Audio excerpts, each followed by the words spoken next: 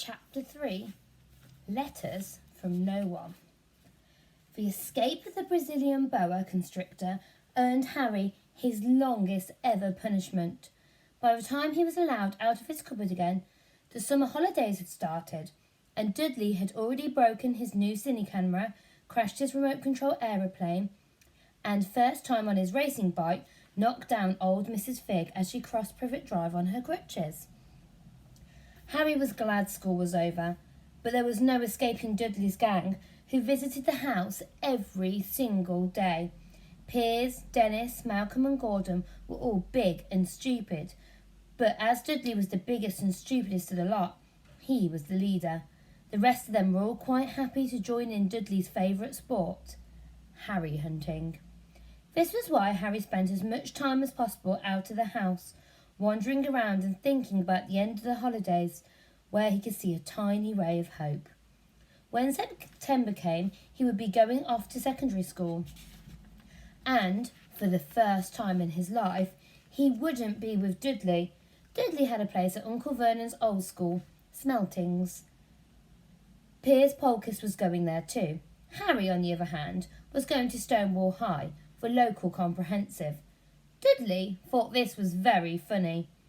"They stuff people's head down the toilet first day at Stonewall," he told Harry.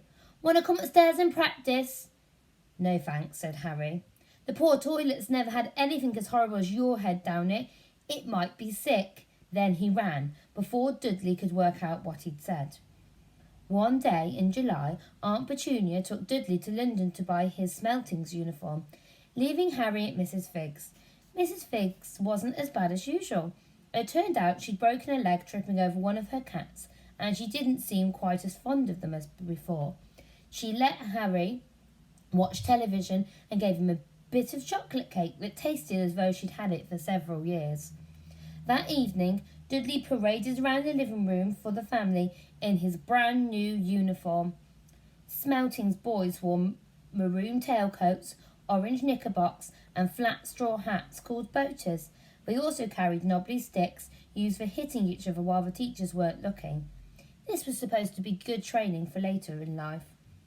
As he looked at Dudley in his new knickerbockers, Uncle Vernon said gruffly that it was the proudest moment of his life. Aunt Petunia burst into tears and said she couldn't believe it was her ickle Dudleykins. He looked so handsome and grown up. Harry didn't trust himself to speak. He thought two of his ribs might have already cracked from trying not to laugh. There was a horrible smell in the kitchen next morning when Harry went in for breakfast. It seemed to be coming from a large metal tub in the sink. He went to have a look. The tub was full of what looked like dirty rags swimming in grey water. "What's this?" he asked Aunt Petunia. Her lips tightened as they always did if he dared ask a question. "Your new school uniform," she said. Harry looked in the bowl again. "Oh," he said. "I didn't realise it had to be so wet." "Don't be stupid," snapped Aunt Petunia. "I'm dyeing some of Dudley's old things grey for you. It'll look just like everyone else's when I've finished." Harry seriously doubted this, but thought it best not to argue. He just sat at the table and tried not to think about how he was going to look on his first day at Stonewall High. Like he was wearing the bits of old elephant skin, probably. Dudley and Uncle Vernon came in, both with wrinkled noses because of the smell from Harry's new uniform. Uncle Vernon opened his newspaper as usual, and Dudley banged his smelting stick, which he carried everywhere, on the table. They heard the click of a letterbox and flop of letters on the doormat. "Get the post, Dudley," said Uncle Vernon from behind his paper. "Make Harry get it." "Get the post, Harry."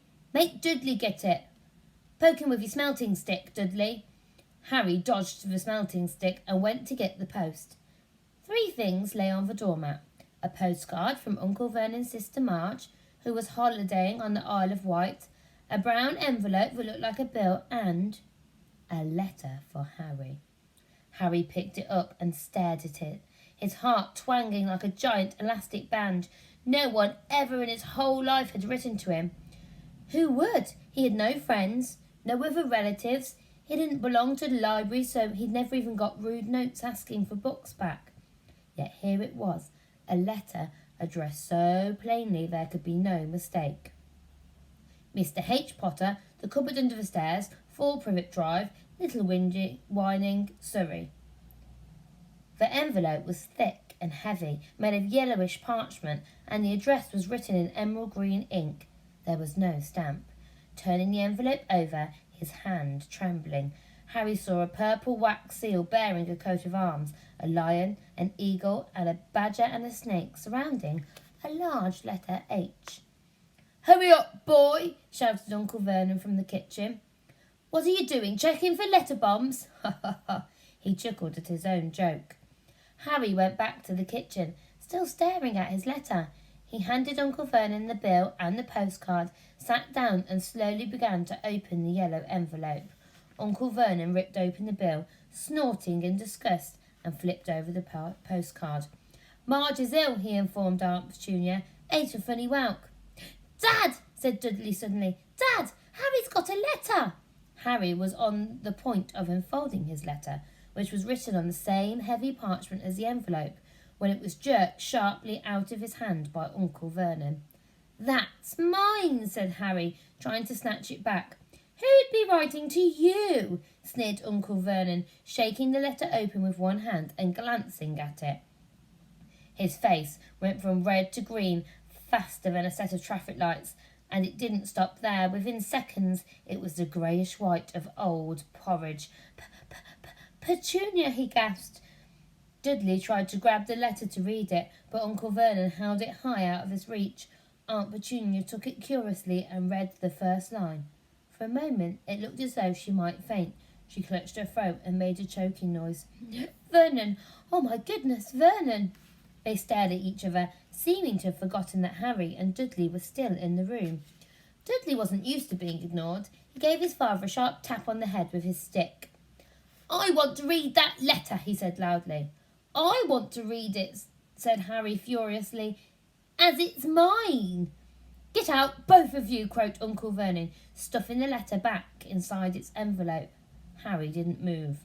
"I want my letter," he shouted. "Let me see it," demanded Dudley. "Out!" roared Uncle Vernon, and he took both Harry and Dudley by the scruffs of their necks and threw them into the hall, slamming the kitchen door behind them. Harry and Dudley promptly had a furious but silent fight over who would listen at the keyhole. Dudley won, so Harry, his glasses dangling from one ear, lay flat on his stomach to listen at the crack between the door and the floor. "Vernon," Aunt Petunia was saying in quivering voice, "look at the address. How could they possibly know where he sleeps? You don't think they're watching the house?" "Watching, spying, might be following us," muttered Uncle Vernon wildly. "But what should we do, Vernon? Should we write back? Tell them we don't want—" Harry could see Uncle Vernon's shiny black shoes pacing up and down the kitchen. "No," he said finally. "No, we'll ignore it. If they don't get an answer, yes, that's best. We won't do anything." "But—" "I'm not having one in the house, Petunia. Didn't we swear when we took him in we'd stamp out all of that dangerous nonsense?" That evening, when he got back from work, Uncle Vernon did something he'd never done before. He visited Harry in his cupboard. "Where's my letter?" said Harry, the moment Uncle Vernon had squeezed through the door. "Who's writing to me?" "No one. It's addressed to you by mistake," said Uncle Vernon shortly. "I have burned it." "It was not a mistake," said Harry angrily. "It had my cupboard on it."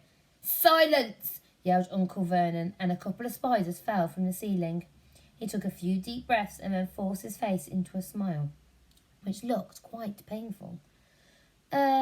Yes, Harry, about this cupboard. Your aunt and I have been thinking you're really getting a bit big for it. We think it might be nice if you moved into Dudley's second room."